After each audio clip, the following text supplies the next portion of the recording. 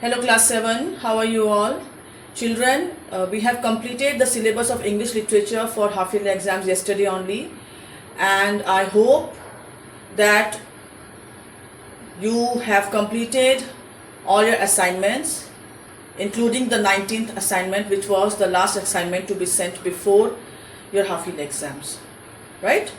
Now we'll be doing what is left in English grammar. Okay, now there is only one topic which is left, and that is of prepositions. But before doing so, let me tell you that in order to complete this topic in time, the next few days also you'll have to look up for the videos for the explanation or for understanding the concept of preposition and how and where to use them. Okay, now after watching each video, what I want you to do is practice the different prepositional words which will be used in the video for explanation, for as an example, so that you get a better idea. And for that you can do your book exercises, okay, because in your book also there are few exercises of preposition. So when you'll be doing that after watching the explanation,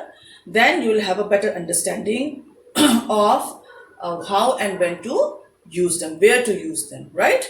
So without any delay, let's get started. So what are prepositions?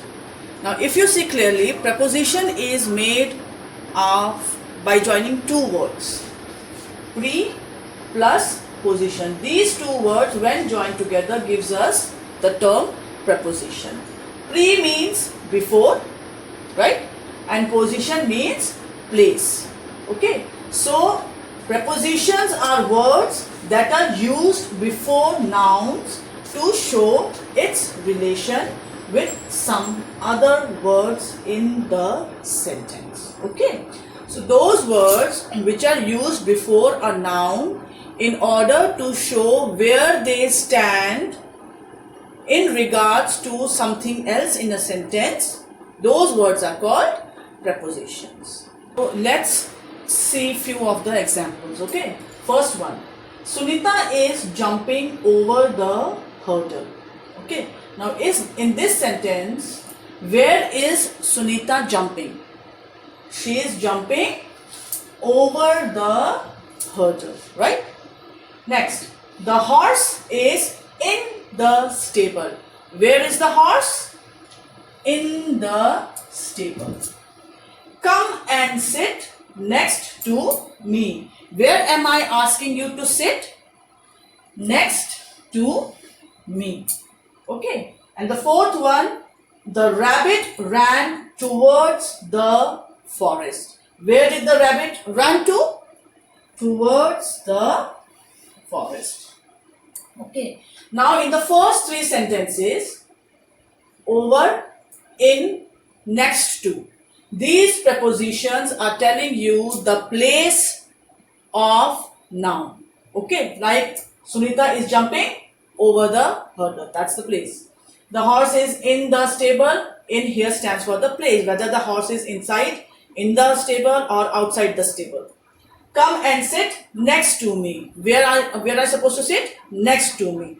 Now if you see, next to is a word which is formed by making two words. So these are called compound prepositions. Okay, when we are using two words or three words, for example, three words are like in front of, or in spite of. Okay, so these words are called compound prepositions. Okay, so in these first three sentences, the prepositions used are telling you the place. Okay, now look at the fourth one. The rabbit ran towards the forest. Towards the forest. That means it is telling you the direction in which the rabbit ran. So towards is preposition which is used to tell the direction in which the action is going on. The next one, I get up at 6 o'clock in the morning. Okay, so here when I am giving you the exact time, when the exact time is being used or is being told, then we use the preposition word at. So here at is telling you the exact time when I wake up. And when do I wake up? At 6 o'clock in the evening or at night? That is in the morning. Okay, so let's see the next example. Do not call me during office hours. Here we have used the preposition during. Why?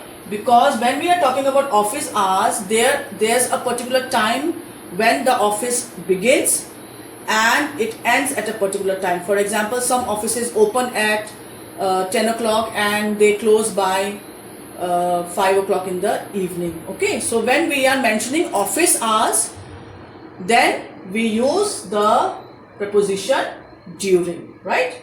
Next, distribute the sweet among your friends. Now here the preposition is among. Okay, here we have not used between because we do not know the exact number of friends. Okay, so if the exact numbers of friends would have been mentioned here, then we would have used the preposition between. So because the exact number of prepositions is not known, that is why we are using the preposition word among. The boy ran across the field. Here the preposition is across. Okay. Now when we are using across the field, that means when the boy is running, the whole time he is in touch with the field. There's a direct contact between the boy and the field, and that is what we are using across. When we say the boy ran across the field, that means the boy started from one part of the field and then he moved towards the other part in order to cross the field. So across means to cross over. But in place of across, we can also write the boy ran, like we have done previously, the boy ran towards the field. When we use towards, then it will be telling the direction that the boy is running towards the field. But here it is telling you that the boy ran across the field. That means he went through the field.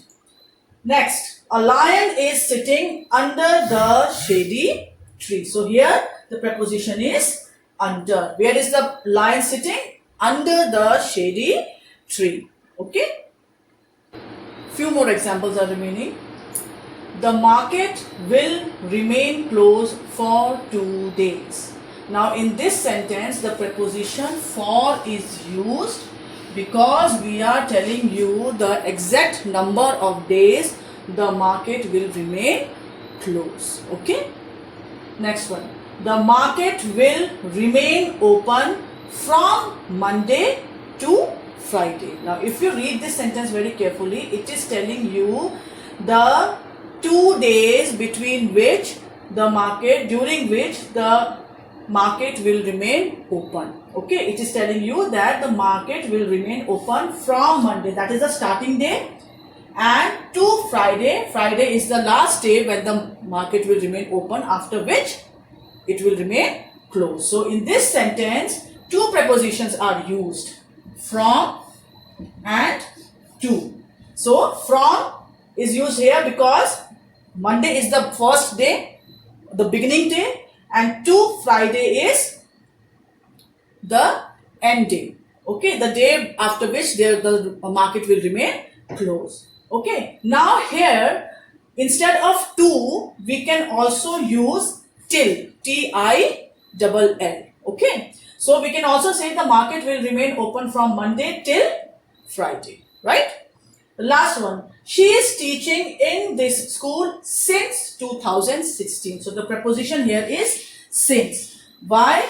Because she joined the school in the year 2016 and from that year onwards till date she is teaching in the school. So that is why we have used the preposition since. Okay, so the action started in the past. Teaching in the school started in the past, that is 2016, and it is still going on.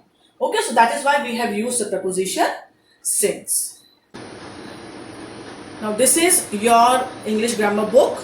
Okay, in this book there's chapter number 13, which is totally on prepositions. Okay, and if you read the chapter very carefully, you will come to know that in this chapter On page number 71, few common prepositional words are given. Okay, so go through them so that you get to know which all words can be used as prepositions. On page number 72, 73 and 74, there's a table here. If you can see, there's a table here where prepositions of time, different words which are used for preposition of time, different words which can be used for preposition of places is mentioned. Their usage is given, why in is used, when in is used. For example, in can be used for months, like if you are telling in the month of January or in January, in the year 2016, or after a certain period of time. For example, meet me in an hour. Okay, so if you go through this table carefully, you will come to know which all words can be used as prepositions, why they are used, and then example is also given. Okay, so once you go through these tables, what I want you to do is you have to do exercise number A and exercise number B as practice in your grammar book. Mind it, do not write with pen because we'll be cross-checking the answers in the next video. Okay, so it is better that you write it with a pencil so that if there is any mistake, then you can erase it and write the correct answer. Okay, so do that, and let's hope that you all are prepared for your half-yearly exams. I'll try to make some videos for the revision portion also. Okay, so keep on checking Padhe Bharat for the revision videos of English. Okay, both literature and language. So all the best.